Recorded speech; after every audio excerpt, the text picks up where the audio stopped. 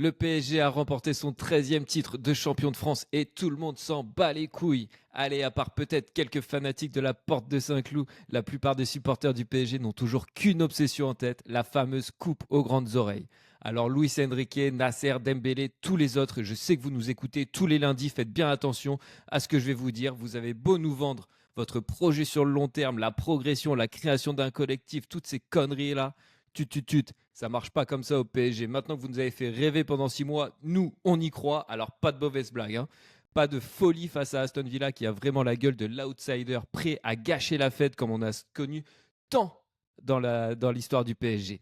Je ne sais pas comment je supporterai une nouvelle défaite face à des anciens de la maison ou un nouveau chambrage de Dibou, Lachouin, Martinez.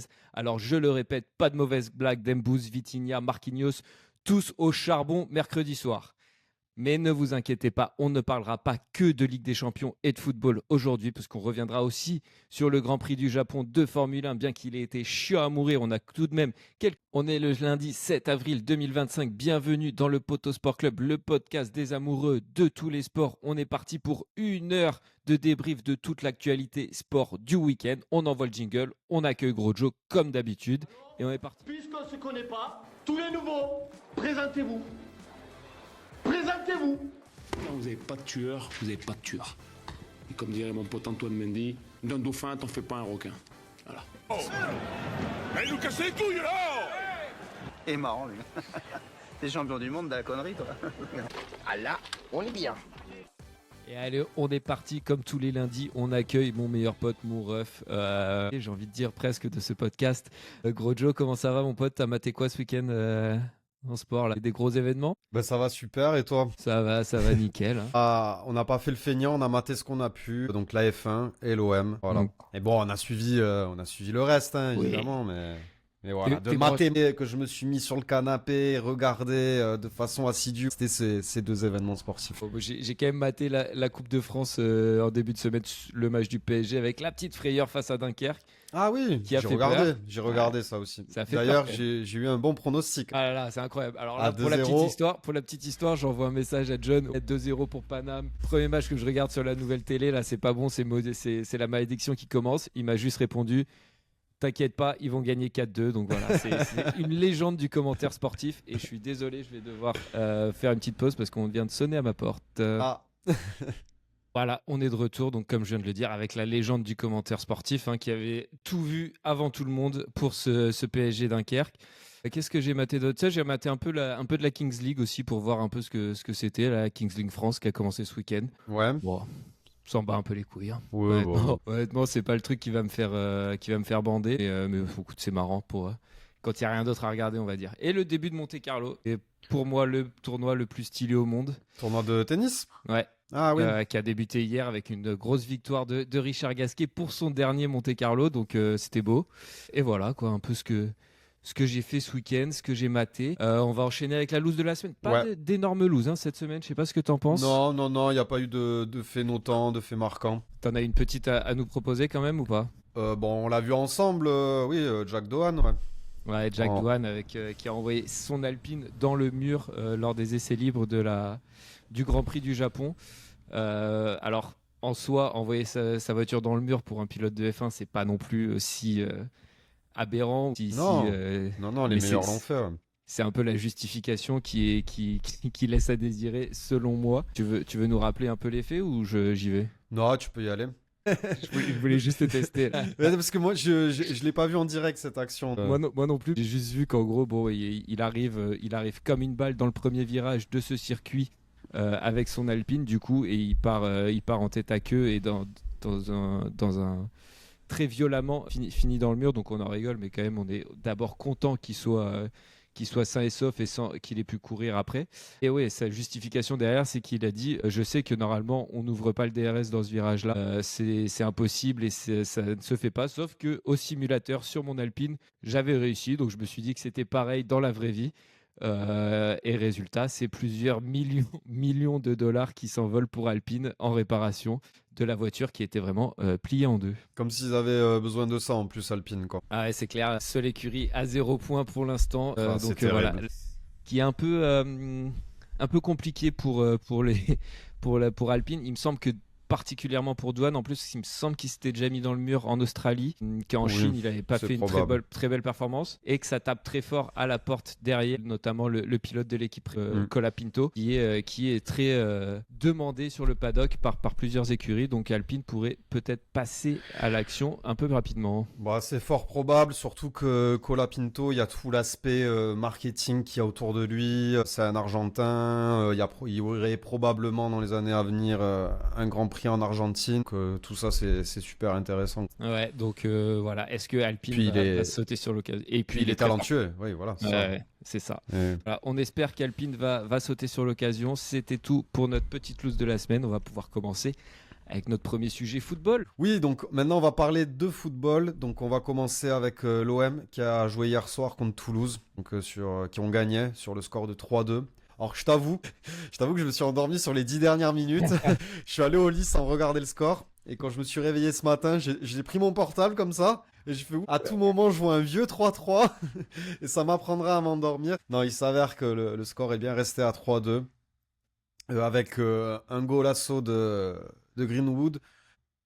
Un petit golasso aussi de la part de Rabiot. Un golassito. Rabiot qui a assumé ses paroles de la semaine dernière. On n'avait pas pu en parler. Rappelle-moi un peu ce qu'il avait dit, parce que j'avais pas trop suivi ça. Bah, en gros, après la défaite face à Reims, c'est une lourde défaite en plus, il parle pas souvent en plus Rabiot, mais en interview d'après-match, donc bord terrain directement, il a tiré à balles réelles, il a dit les mecs là qui jouent, ils veulent pas jouer la Ligue des Champions, personne se bouge, je vois pas des mecs qui veulent jouer la Ligue des Champions.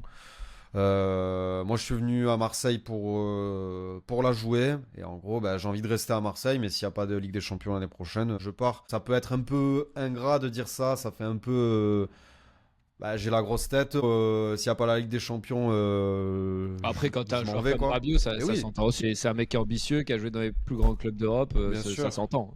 Bien sûr. Il y a mon chien qui fait n'importe quoi. Et donc voilà, en gros, il avait dit ça. Donc il a assumé ses paroles. Il a associé la parole aux actes. Absolument. Et, je sais pas si Greenwood était visé, certainement.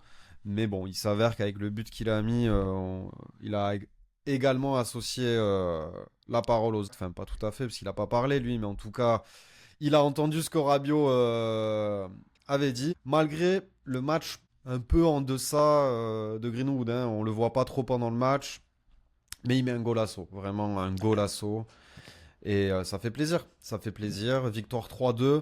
Il la fallait là, parce que ça commençait à être compliqué dans la course à la Ligue des Champions. À noter quand même que l'OM, dès que Toulouse était en transition, ils étaient en danger en défense, donc ils ont encaissé 2 buts. C'est pour ça que je te dis que quand je me suis levé ce matin, je me suis dit ouh là là, ça m'étonnerait pas qu'ils en aient encaissé un 3e. Bon, il s'avère que non. Mais belle victoire de l'OM, il faut confirmer pour garder la 2e place pour l'OM. Ouais, du coup, avec la défaite de Monaco, l'OM reprend sa 2e place. On a Strasbourg qui fait une arrivée fulgurante à la 4e place. Ça, je l'avais pas vu venir. Ils sont sur 5 victoires de suite. Qui est juste derrière. Enfin voilà, ça va être très très chaud.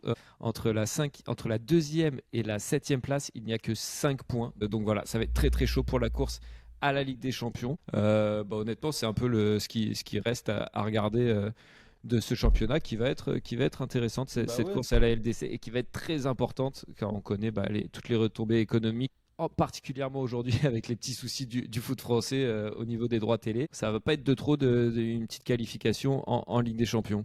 Carrément, on a vu Brest et Lille qui ont bien rempli les caisses suite à leur campagne. Bon, certes, ils sont passés en 8e et en quart, mais ils ont quand même bien rempli les caisses. Donc oui, c'est pas à négliger. Ouais, carrément. Et puis, autre point important qui pourrait être important pour la saison prochaine, si l'OM n'est pas qualifié en Ligue des Champions, c'est l'avenir de Roberto De Zerbi, dont j'avais envie de te parler rapidement, j'ai vu un article qui est sorti la semaine dernière dans les médias italiens, comme quoi le Milan AC on aurait fait sa priorité pour succéder à Sergio Conceição qui galère un peu dans cet exercice 2024-2025. Donc voilà, moi je voulais savoir un peu ce que tu pensais de ça, parce que Milan AC c'est quand même un des clubs historiques d'Italie, là où a été formé De Zerbi, forcément une attache particulière. Est-ce que tu sens un petit danger, surtout si l'OM ne se qualifie pas, ou alors tu penses vraiment qu'il est là pour pour durer? Trop compliqué à dire. Alors déjà, je pense qu'il n'y aurait pas que De Zerbi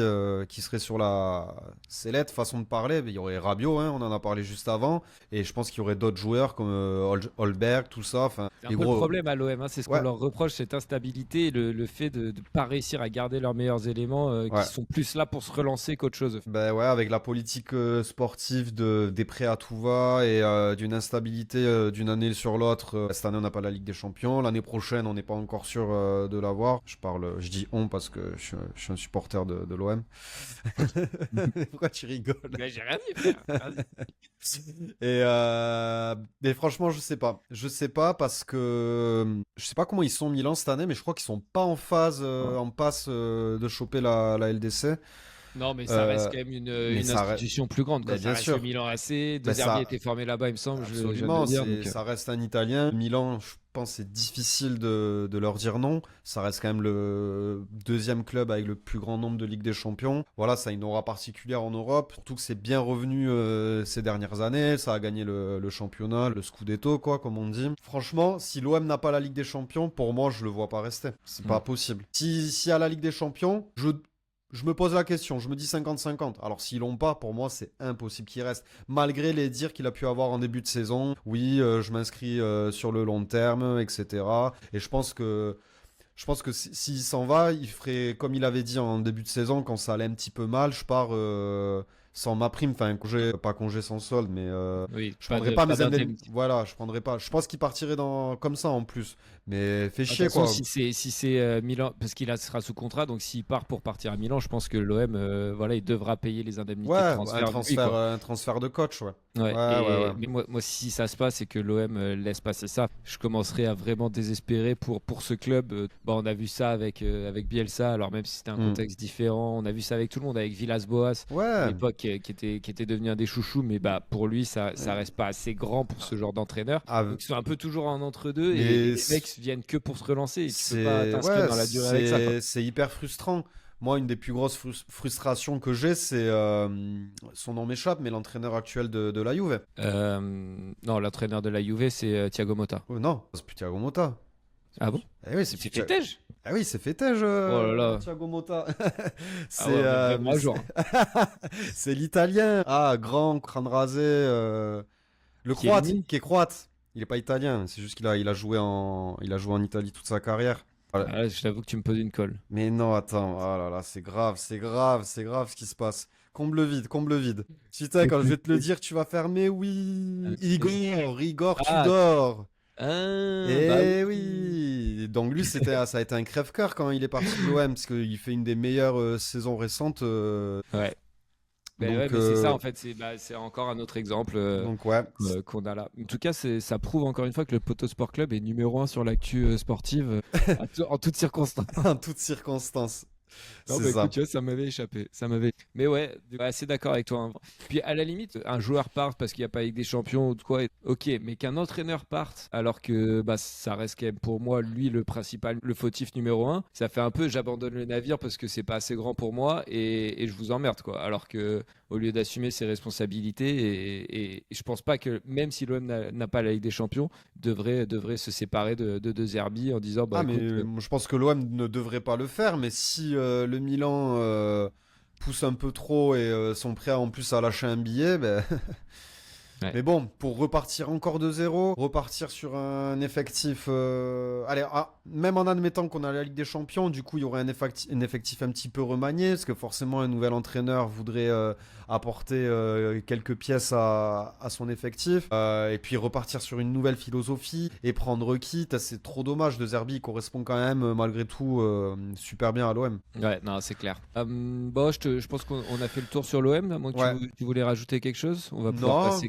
au titre du PSG. Ouais, on peut passer à Paris. Champion, mon frère. Bah ouais, champion. Ouais. Je pense pas que c'est un titre à galvauder.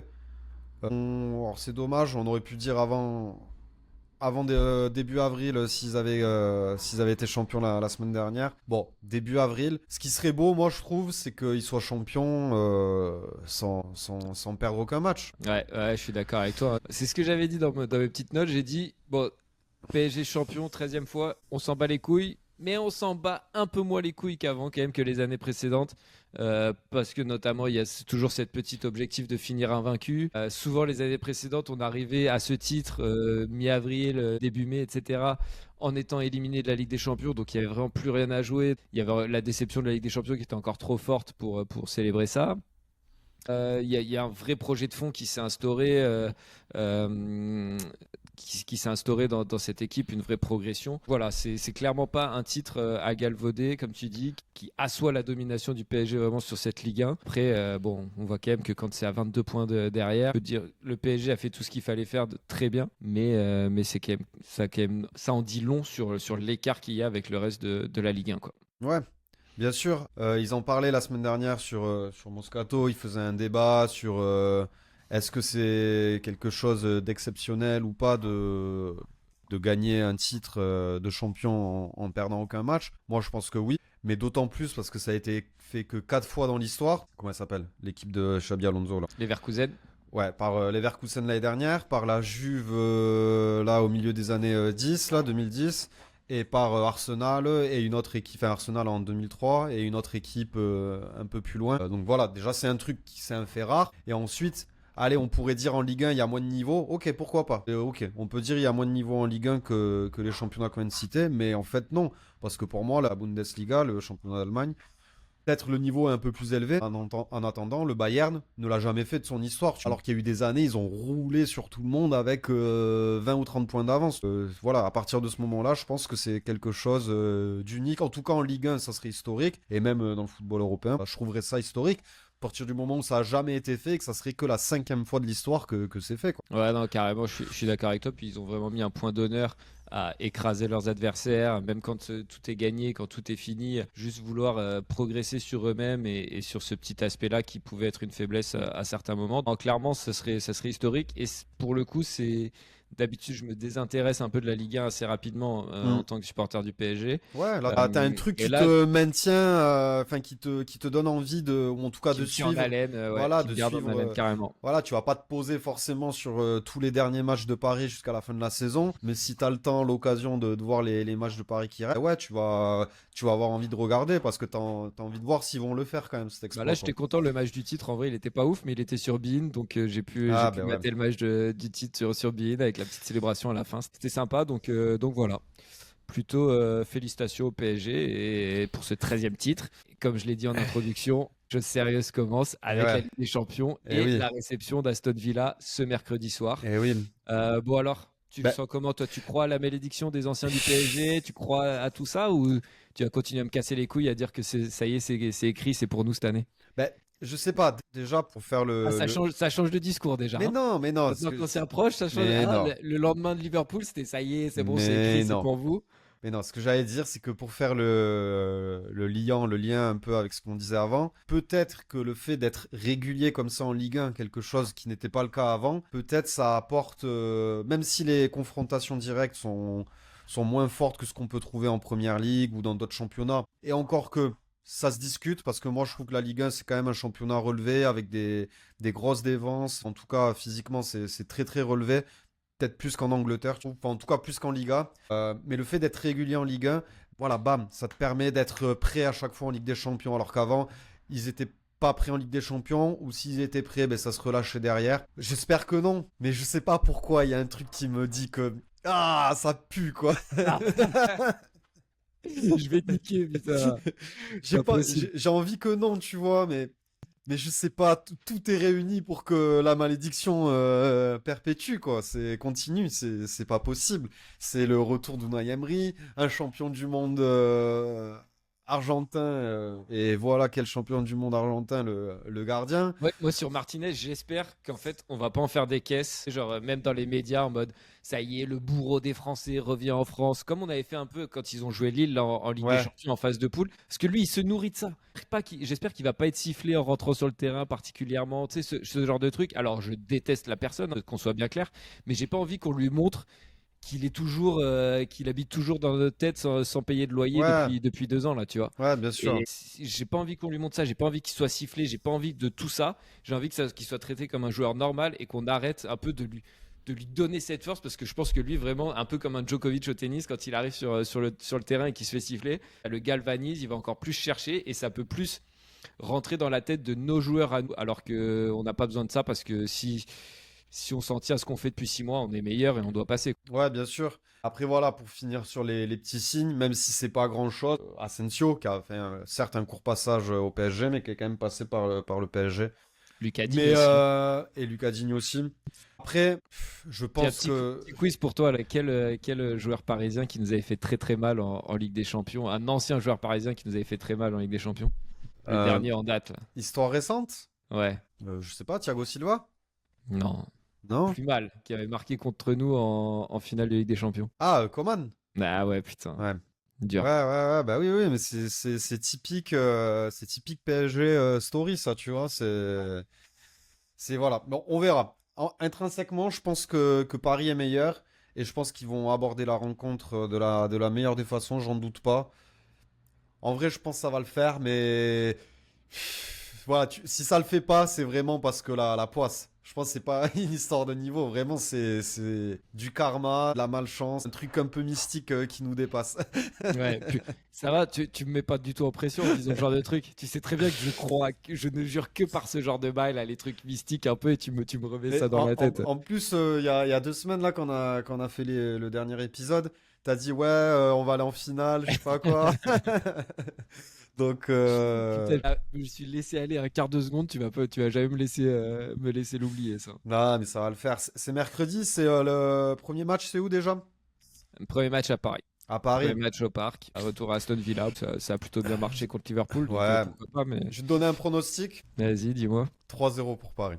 3-0 pour Paris. Ouais, au 3-0. parc. Juste sur le match aller ou sur la Sur le double match aller, sur le match aller.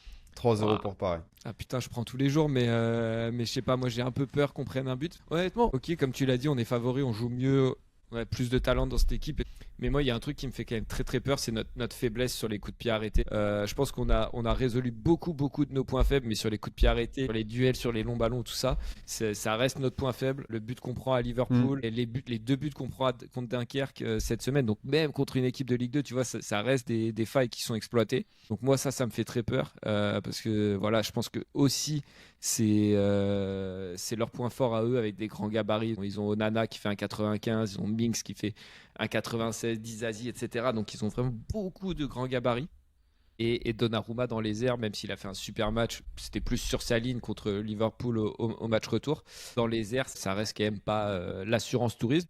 Ok, on est favori, mais j'ai quand même une petite frayeur sur les coups de pied arrêtés et un petit point auquel il va falloir faire attention. Ouais, ça se comprend. Mais je suis sûr que ça a été travaillé, qu'ils vont arriver gonflés à bloc, de savoir qu'ils ont, même s'ils le savaient déjà, mais gagné la Ligue 1, qu'ils sont en finale de la Coupe de France et qui sont quand même déjà en quart. Rien n'est fait, que je pense que même s'il faut pas prendre la grosse tête, je pense qu'ils doivent se dire on est meilleur que Newcastle. Après, tout peut arriver dans le foot, mais ils n'ont pas à rougir. Ils ont sorti Liverpool. Et à partir du match de City, là, de la fin de la première phase, c'est que des masterclass quasiment Paris. Donc, au bout d'un moment, voilà, t'es un des plus gros clubs d'Europe. Aston Villa, ok, c'est un club historique, ils ont des excellents joueurs, un excellent coach.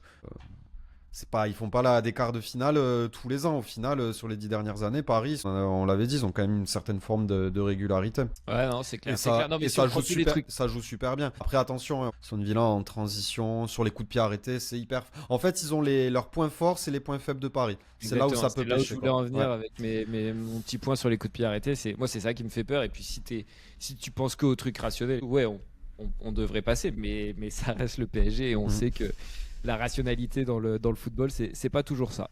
Mais moi, pour finir là-dessus, je vois aussi Paris s'imposer avec, mais moins sèchement que toi, je dirais un petit 2-1 pour Paris au parc. Donc rien n'est fait après le match au parc et il faudra aller chercher la qualif à Aston Villa. Ouais, moi, je pense 3-0 à l'aller, mais c'est parce que je t'ai pas annoncé le prono du match retour. Match retour, 4-1 pour Aston Villa. Non, 4-1, 4-0 jusqu'à la 90e. But de Paris à la fin, histoire d'aller quand même au-delà. Et après, Paris se qualifie en prolongue. Mais comme ça, tu transpires bien jusqu'au bout. Ça, tu veux pas mon bien, toi, avec ce genre de scénario-là. Bon, les autres matchs, on a un alléchant Arsenal-Real Madrid. Ah oui. Ça, Oui, j'ai oui, bien oui. hâte. Oui, Et, oui, oui. Inter Bayern aussi. Le dernier, Barça Dortmund. Enfin, des gros quarts de finale. Toi, t'en as un qui te fait envie plus que les autres? Ah ben déjà, je vais mater Arsenal Real demain, c'est sûr, et le Barça évidemment. Et tout, de toute façon, c'est l'écart, donc Ouais, à c'est que des partir des gros quarts, t'as matchs. que des gros matchs. Mais je Après, t'avoue que moi, le Real Arsenal, là, il y a une petite saveur particulière. ah non, mais Real Arsenal, ça va être incroyable. J'adore Arsenal. Il y a le FC Mbappé de l'autre côté, donc forcément, je serai pour le FC Mbappé. Mm. Les petits dramas encore avec Vinicius qui rate à nouveau un penalty ce week-end. Mm. Voilà. Donc je pense que c'est bon. Il va peut-être finir par les donner à Mbappé. Quoique Mbappé en ratait pas mal aussi en début de saison. Donc pas mal de petits trucs intéressants sur ce match-là en particulier. J'aurai un œil un peu moins attentif sur les deux autres. Oui, Mais pareil. voilà. Ces deux-là, ils vont vraiment être très très chauds et j'ai bien hâte. En tout cas, c'est les deux que je vais mater. Voilà, je vais pas commencer à switcher. Double écran. Ouais, double écran, non, je déteste ça. Je vais en mate un du début à la fin et après le reste, on regarde les highlights et on fait ce qu'on peut, quoi. Ouais, ça marche. En parlant de highlights, il n'y en a pas beaucoup eu dans le Grand Prix de Formule 1 de hier matin. Je me suis levé quand même, je me suis fait ma petite routine. Ouais, c'est trop bien. Les Hein. Grands Prix en Asie, là tu te Ouais, lèves, trop bien. kawa, tu te poses devant ton truc, ça commence bien. Trop bien, ouais. Bon, on a failli repartir au lit assez rapidement parce que c'était quand même assez chiant. Moi, je t'avoue, vu que c'est encore le début de la saison et que j'attendais le début de la saison de F1 impatiemment, je l'ai maté jusqu'au bout. Mais moi, je te trouve un peu dur. Moi, j'ai bien aimé ce Grand Prix. Alors certes, il n'y a pas eu des gros dépassements, il n'y a pas eu d'action marquante. Mais je sais pas, en fait, de voir Max aussi fort avec toute proportion gardée, je mets des gros guillemets, mais avec un tracteur, je trouve ça impressionnant. Vraiment, c'est le meilleur pilote du monde et un des meilleurs all-time. Chier, la Red Bull, elle est hyper loin du niveau des McLaren. On en saura un peu plus quand Tsunoda aura vraiment trouvé ses marques pour vraiment voir ce que vaut la Red Bull. Voilà, il est trop loin pour qu'on se dise ben non, en fait, la Red Bull a retrouvé son niveau. Je pense que non, juste Max est au-dessus de tout. Et il a été, mais impressionnant. Zéro erreur du début à la fin. Et les McLaren pouvaient rien faire du tout. Mais parce que Max, zéro erreur, un cyborg juste trop fort, quoi. Bah c'est ça en fait. Moi je te disais chiant dans l'ensemble, mais j'avais quand même quelques points que je voulais soulever. C'était déjà la masterclass, comme tu viens de le dire, dans une voiture très moyenne, avec les deux McLaren collés au cul parce qu'il sait pas comme s'il avait de la marge, qu'il pouvait se permettre une erreur. Les deux étaient à une seconde. Il y avait une seconde d'intervalle entre les trois voitures. Vraiment. Une course sous grosse pression dans une voiture qui est très compliquée à conduire, il arrive à aller garder les deux McLaren derrière au cul toute la course. Je trouvais les McLaren, après je suis pas un expert, mais de ce que j'en ai entendu, pas fou en termes de stratégie, où ils ont mis la même stratégie sur les deux voitures. Je parle pas du swap, parce que ça, à la limite, le swap, t'es troisième course de la saison, aucun leader qui se dégage dans l'équipe, donc pourquoi swapper? Non, ça je suis d'accord. Ouais, moi je suis entre deux, je suis à la fois non, autant le faire à la régulière, mais à la fois j'étais d'accord avec Loïc Duval, hein, c'est ça qui co-animait le Grand Prix avec Julien Febvre. Tente-le, pourquoi pas. Piastri il a plus de rythme, swap, laisse-lui 3-4 tours pour aller essayer de chercher Verstappen, et si ça marche pas, tu relaisses passer Norris. Ouais, moi je trouve pas ça très, très logique. Dans ce cas-là, Piastri, s'il n'arrivait pas à aller chercher Norris et que Norris n'arrivait pas à aller chercher Verstappen, je vois pas l'intérêt. Si tu peux pas dépasser ton coéquipier à la régulière, pourquoi tu arriverais à dépasser Max? Piastri arrivait à se rapprocher à moins d'une demi-seconde, ce que Norris n'arrivait pas à faire avec Verstappen. Donc on peut se dire que Piastri aurait pu se rapprocher à moins d'une demi-seconde de Verstappen et tenter, pourquoi pas, de le dépasser. Je pense pas, parce que Verstappen était au-dessus. Tout le week-end, il a été au-dessus, même la qualif, impressionnant. Le tour qu'il fait en qualif, il est exceptionnel. Si vous avez l'occasion d'aller voir un replay, c'est impressionnant. C'est vraiment un tour parfait. Je pense que tout le monde le disait, personne n'avait vu un tour comme ça, aussi parfait sur ce parcours, donc sur ce circuit. Très très chaud.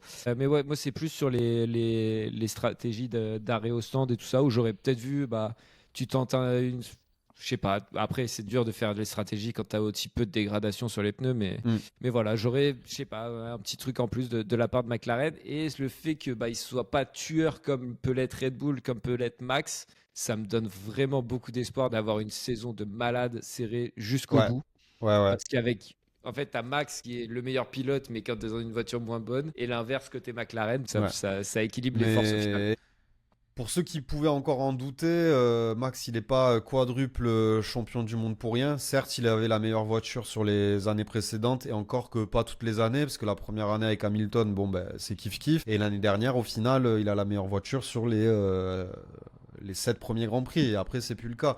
Non, c'est juste une machine de guerre. C'est juste un des meilleurs pilotes de tous les temps. Et on s'en rend pas trop compte parce qu'il y a un peu un bashing Max Verstappen, tu sais, il a pas le charisme d'un Schumacher ouais, oui, non, mais c'est vrai, mais il a pas le charisme d'un Schumacher ou d'un Hamilton ou même d'un Alonso qui a moins de titres mais qui en a quand même 2. Non, moi je l'apprécie de plus en plus Max, je trouve il mûrit, je trouve il dégage quelque chose, mais justement, il commence à avoir cette aura. Bon, il lui aura fallu 4 titres de champion du monde pour l'avoir, mais il restera dans l'histoire, c'est sûr et certain, même si il glane pas un autre titre, quoi.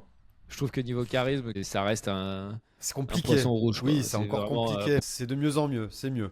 Puis bon, la RD. Je sais pas si tu vas réussir à me faire l'aimer pour autant. Mais livrée d'hier était particulièrement jolie, quoi.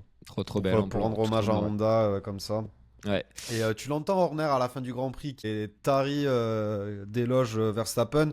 Et franchement, c'est normal, quoi. Non, mais pas une erreur du Grand Prix. Les mecs derrière aussi, pas une erreur, parce que s'ils font une erreur, ils perdent 2 secondes et c'est fini, hein, tu le rattrapes plus jamais, le boug. Hein. Mais non. Moi, tu vois, c'est ça. J'ai trouvé c'est ça qui m'a tenu en haleine tout le Grand Prix et pourquoi j'ai apprécié le Grand Prix, quoi. Ça, je te l'accorde. C'est bien que ça soit serré. Les 3 qui font une grosse performance au final sans faire d'erreur et qui se tiennent en moins de. Parce que je crois que particulièrement sur ce Grand Prix là, sur ce circuit, l'écart était en général plutôt élevé pour avec le vainqueur qui finissait avec au moins 10 ou 20 secondes d'avance, je sais plus. Là, c'est les 3 qui se tiennent en 3-4 secondes, donc ouais, c'est vrai qu'on va pas cracher dessus après les quelques années de domination qu'on a connues de Max. Il faut quand même savoir reconnaître ça, je te l'accorde. Et puis Jar, ça fait plaisir, il montre que vraiment en Australie, une erreur de débutant, de rookie, qu'il la commettra plus.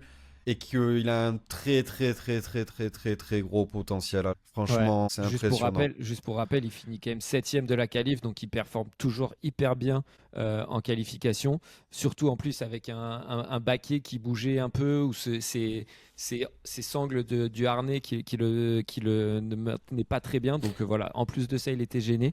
Mais il arrive quand même à chercher une 7ème place devant Lewis Hamilton, s'il vous plaît.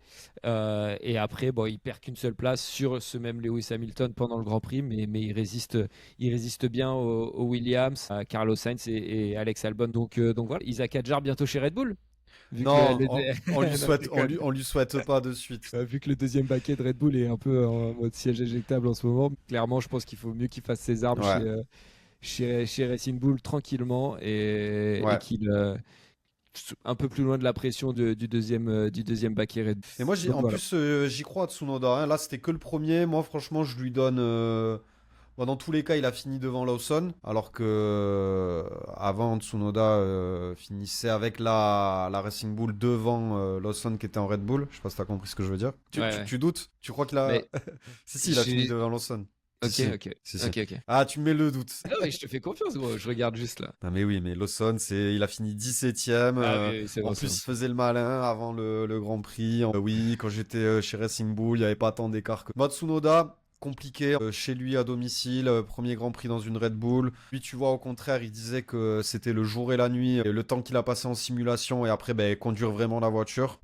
Je pense que ça va le faire. Franchement, et en plus, je pense qu'ils seront un peu plus patients et ça va le faire. Il va vite remonter et en tout cas, peut-être pas faire des podiums ou quoi, mais coller à ce wagon McLaren, Ferrari et Mercedes. Ouais, non, je suis d'accord. Ça et va Max. Il va falloir, parce que oui, du coup là il y a que Max qui a ramené des points à Red Bull. Ils sont troisième. Et parce que Red Bull, du coup là où ils en parlaient très bien hier dans les commentaires, là où ils sont un peu embêtés, c'est que du coup ils peuvent pas faire de stratégie d'arrêt avec le second pilote, des undercuts, des overcuts, c'est plus compliqué. Donc quand on a un qui est premier et l'autre qui est 14e, c'est sûr que c'est compliqué de faire des stratégies d'équipe. Mais ça va le faire. Et juste pour finir, très rapidement touché sur, on avait très rapidement parlé dans la loose de la semaine, mais Alpine toujours cata, seule écurie à 0 points. Ils avaient été plutôt bons lors des tests de Bahreïn en pré-saison. On retourne à Bahreïn là pour le prochain Grand Prix, donc pourquoi pas une meilleure performance de l'Alpine. Ça ferait plaisir et il y a une grosse urgence de marquer des points pour l'équipe française. Ouais. Ouais, clairement. Ouais. Mon petit gros Joe, je propose de passer au MVP de la semaine. Bah oui. J'ai des belles propales là, je suis content pour ce titre de MVP de la semaine. Ouais. Je sais pas si toi t'en as ou. Ouais, j'ai des propals aussi. Ouais. Vas-y, tu veux commencer ou j'y vais? Je peux commencer. Mais Allez, je pense qu'on risque d'avoir les mêmes. Ok. Ah, moi je suis pas sûr, Si, Mais bah, vas-y. si. Mais j'ai notre Cassandra Beaugrand national. Cassandre Beaugrand, tu vois, je l'avais pas. Tu l'avais pas? Championne du monde là du triathlon en salle. Ouais. Euh, Première fois de sa carrière, il me semble. Ouais, et du coup, on a aussi le penchant masculin qui a été champion du monde. Maxime, je vais pas écorcher le nom, Huebert Mousbrugger. Ok. Voilà. C'est cool pour Cassandre Beaugrand parce que du coup, ça fait championne olympique. Elle avait remporté la Coupe du Monde l'an dernier, Ouais. donc la saison régulière. Et là, championne du monde en salle. Et c'est beau. Et après, j'avais mis Max Verstappen. Ça, je l'avais, ouais, évidemment. Voilà. On va pas revenir sur la masterclass. Et voilà, j'avais mis que ça. J'avais rajouté là sur mes notes Pogacar parce que tu en as parlé tout à l'heure, mais j'avais raté l'info. Pas mal. Cassandre Beaugrand, je t'avoue, j'avais pas pensé, mais j'avais déjà mes 4 propales. La première, c'est Rudy Gobert, qui nous sort une semaine, peut-être la meilleure semaine de sa carrière en NBA. Ouais. Il est quand même à 21 points et 19 rebonds de moyenne sur la semaine. Ah oui. Sur le dernier match, il fait 23 points, 19 rebonds. Le match d'avant, 21 points, 18 rebonds. Le match d'avant, victoire face aux Nuggets de Nikola Jokic qui marque 61 points au passage. Il fait 19 points, 12 rebonds. Et sur le match encore d'avant, 19 points et 25 rebonds. Là, il est en mode aspirateur à rebonds depuis une semaine. 5 victoires de suite pour les Timberwolves qui sont bien chauds à l'approche des playoffs et qui sont l'une de ces équipes en forme avant d'aborder les playoffs. Ouais. Et notre Rudy Gobert national n'y est pas pour rien. Ouais, malgré ça, je suis sûr que Tchekimomi, il trouve à le critiquer encore, c'est sûr. Bah oui, c'est sûr. De toute façon, je pense que c'est le joueur le plus détesté en NBA. Il pourrait prendre 40 rebonds, les gens ils diraient ouais non mais il a pas de shoot extérieur. Donc bon. Voilà, nous, notre Rudy, et Rudy, je sais que tu nous écoutes, nous on est là. Ouais. Nous on est là, on te lâchera pas, frère. On est là. Donc, deuxième proposition, Tadej Pogacar, vainqueur du Tour des Flandres, après avoir tabassé ses adversaires les uns après les autres dans toutes les difficultés et les avoir fait sauter les uns après les autres, en finissant par Mathieu Van Der Poel, son rival, qui l'avait battu sur le Milan-San Remo il y a quelques semaines. Et c'est celui qui a résisté le plus longtemps au coup de boutoir du Slovène, mais sur la dernière difficulté, il n'a pas pu tenir. Et Tadej Pogacar s'adjuge un 2e Tour des Flandres dans sa carrière et un 8e monument. Donc juste un de plus que Mathieu Van Der Poel dans leur petit duel à distance. Et à noter que sur la course féminine, Pauline Ferrand-Prévot qui finit 2e, seulement battue au sprint par une des ténors du circuit belge Kopecky. Alors que c'était l'une de ses premières courses depuis son retour sur route pour la championne olympique de VTT en 2024. Qui sera aligné sur le Tour de France féminin. Donc voilà, de très bon augure. Je voulais juste parler de ça rapidement, mais la propale, c'est bien Tadej Pogacar. Et enfin, on a Max Verstappen que tu as dit. Et pour ce dernier nommé au titre de MVP, j'ai envie de te parler d'un athlète que quasiment personne ne connaît en Europe de l'Ouest et qui est pourtant peut-être l'égal d'un LeBron James ou d'un Tom Brady aux États-Unis. On va parler de la légende du hockey sur glace, Alex Ovechkin, qui est devenu ce dimanche le meilleur buteur de l'histoire de la NHL, l'équivalent de la NBA pour le hockey sur glace. Le Russe des Washington Capitals a inscrit son 895e but en saison régulière pour battre le record du Canadien Wayne Gretzky, qui tenait depuis 1999 et qui pour beaucoup serait impossible à détrôner. Et là, c'est là où je trouve que la comparaison avec LeBron James est assez facile et assez intéressante à faire puisqu'il a également 39 ans.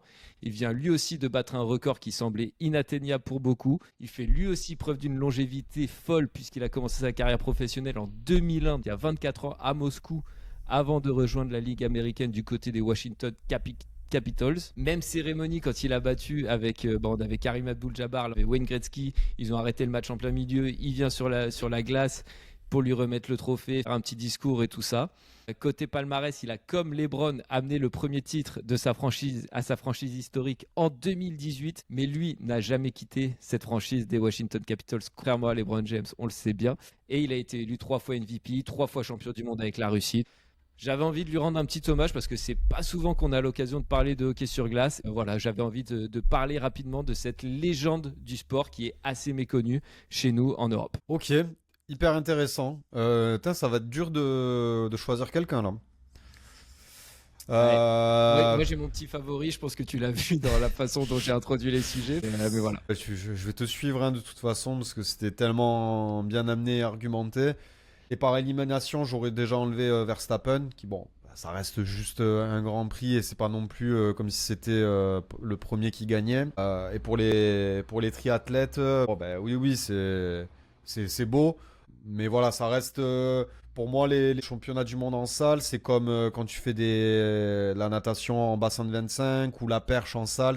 Ça n'a pas la même saveur. Ouais, donc, je suis d'accord avec toi. Et puis pour le coup, là, Ovechkin, c'est vraiment un truc à retomber mondial, international. Il devient meilleur buteur de la plus grande ligue du monde. Bon, même si on s'en bat les couilles du hockey sur glace. Ouais. mais voilà, je trouvais ça stylé. Et désolé Rudy, fais-nous la même en playoff et tu auras ton titre, il n'y a pas de souci. Exactement. Tu sais, faut pas leur donner les récompenses. C'est comme ça, quand tu es élu MVP trop tôt, derrière, tu gagnes pas le titre. Voilà, c'est pareil. Là, Rudy, qui nous écoute encore une fois, s'il écoute ça, on lui donne le titre de MVP, il va se dire, ah, c'est bon, je peux me relâcher maintenant. Voilà, c'est pour ça. Au moins sur une série de playoffs, pas de souci. Voilà, et là, tu auras ton titre de MVP de la semaine. Et pour l'instant, c'est le Russe Ovechkin donc, qui s'impose cette semaine avec ce record historique pour lui en hockey sur glace. C'est beau, ça me va.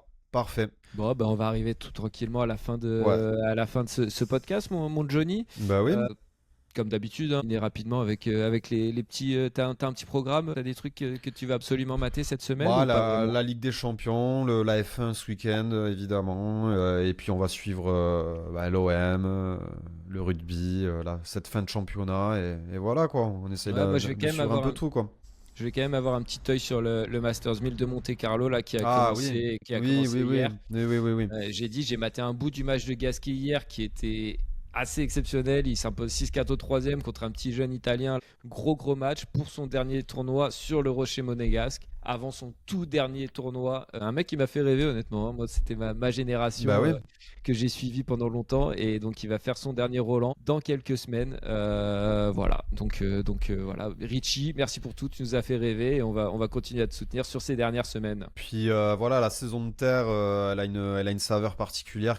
Parce que vu qu'il y a un des grands chelem qui est en France et qui est sur terre, Roland Garros, voilà, on a une attache particulière à cette surface, nous français et espagnols aussi évidemment. Donc c'est ça. Trop bien. Ouais, la saison de terre et sur herbe, je trouve, moi c'est celle que je préfère en tout cas, de cette période de l'année là, de avril à la fin de l'été, c'est vachement chouette. Ouais, c'est le retour des beaux jours, etc. C'est ça, ouais. On est de bonne humeur, il y a du tennis sur terre battue à la télé. Puis voilà, ce sera le mot de la fin. Merci à tous de nous avoir écoutés. Désolé pour les petits échos, mais comme vous le voyez, je suis en plein déménagement et dans un nouveau décor. Et la pièce est très vite, donc ça fait de l'écho. J'y peux rien. Allez, ciao l'équipe, merci Johnny. Et puis à très vite. Alors, ciao l'équipe. Puisqu'on ne se connaît pas, tous les nouveaux, présentez-vous. Présentez-vous. Quand vous n'avez pas de tueur, vous n'avez pas de tueur. Et comme dirait mon pote Antoine Mendy, d'un dauphin, t'en fais pas un requin. Voilà. Oh. Il nous casse les couilles là. Il est marrant lui. T'es champion du monde de la connerie toi. Ah là, on est bien.